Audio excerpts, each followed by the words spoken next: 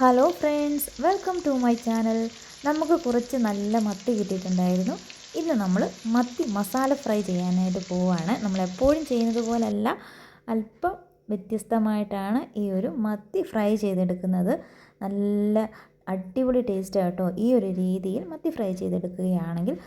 ഈ മത്തി ഇഷ്ടമല്ലാത്ത ഏതെങ്കിലും മലയാളികളുണ്ടോ? എനിക്ക് ഏറ്റവും ഇഷ്ടമുള്ള മീൻ മത്തിയാണ് കേട്ടോ. മത്തി കറി വെച്ചാലും ഫ്രൈ ചെയ്താലും എങ്ങനെ വെച്ചാലും ഒരുപാട് ഇഷ്ടം തന്നെയാണ്. ഇന്ന് നമ്മൾ മത്തി മസാല ഫ്രൈ ആണ് ചെയ്യാനായിട്ട് പോകുന്നത്. അതിനായിട്ട് കൊച്ചുള്ളിയും ഇഞ്ചിയും വെളുത്തുള്ളിയും ഒക്കെ എടുത്തിട്ടുണ്ട്. ഇതിൻ്റെയൊക്കെ തൊലിയൊക്കെ കളഞ്ഞ് നന്നായിട്ടൊന്ന് കഴുകിയാണ് എടുത്ത് വെച്ചിരിക്കുന്നത്. ഇനി നമുക്കിതെല്ലാം ഒന്ന് നന്നായിട്ടൊന്ന് ചതച്ചെടുക്കാം. അരച്ചെടുക്കല്ലേ, ചതച്ചെടുക്കുകയേ ആകാവൂ. കൊച്ചുള്ളിയും ഇഞ്ചിയും വെളുത്തുള്ളിയും ഇത്രയും നമ്മൾ ചതച്ചെടുത്ത് വെച്ചു. ഇനി കഴുകി വൃത്തിയാക്കി വെച്ചിരിക്കുന്ന മത്തിയിലേക്ക് മസാലപ്പൊടികളൊക്കെ ചേർത്ത് കൊടുക്കാം. ഒരുപാടൊന്നും വേണ്ട കേട്ടോ. 1 ടീസ്പൂൺ അളവിൽ മഞ്ഞൾപ്പൊടിയാണ് ചേർത്ത് കൊടുത്തിരിക്കുന്നത്. അത് കഴിഞ്ഞപ്പോൾ നമുക്ക് ഇതിലേക്ക് 1 ടീസ്പൂൺ അളവിൽ തന്നെ കുരുമുളക് പൊടിയും കൂടി ചേർത്ത് കൊടുക്കാം. പിന്നെ ഇതിലേക്ക് കുറച്ച് കാശ്മീരി മുളക് പൊടിയോട് ചേർത്ത് കൊടുക്കുന്നുണ്ട്. അത് 1 ടീസ്പൂൺ അളവിലാണ്. ആവശ്യത്തിനുള്ള ഉപ്പുകൂടി ചേർത്ത് കൊടുത്ത് നന്നായിട്ടൊന്ന് ഇളക്കി ഒരു 10 മിനിറ്റ് റെസ്റ്റ് ചെയ്യാനായിട്ട് വെക്കണം.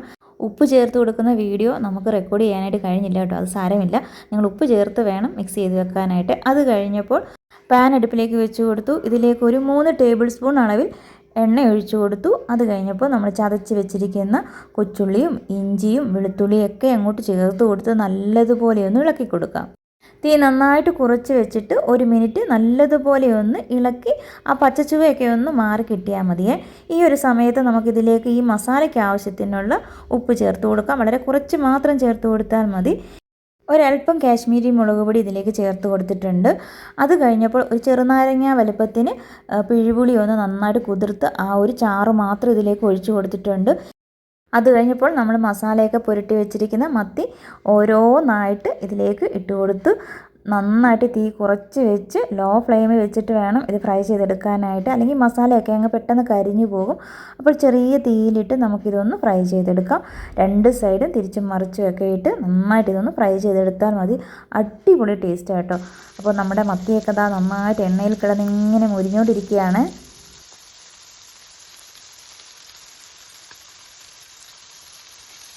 മത്തി നമ്മൾ സാധാരണ എപ്പോഴും ഫ്രൈ ചെയ്യുന്നത് പോലെ അല്ലാതെ ഈ ഒരു രീതിയിൽ മസാലയൊക്കെ ചേർത്തിട്ട് നല്ലൊരു മസാല ഫ്രൈ ഒന്ന് ഉണ്ടാക്കി നോക്കിക്കേ. നല്ല അടിപൊളി ടേസ്റ്റ് കേട്ടോ. പിന്നെ നമ്മൾ ഈ മീനൊക്കെ ഫ്രൈ ചെയ്യുമ്പോൾ വെളിച്ചെണ്ണയിൽ തന്നെ ഉണ്ടാക്കുമ്പോഴാണ് നല്ലൊരു ടേസ്റ്റൊക്കെ കിട്ടുന്നത്. നമ്മളിവിടെ വെളിച്ചെണ്ണയിലാണ് ഇത് ഉണ്ടാക്കിയിരിക്കുന്നത്.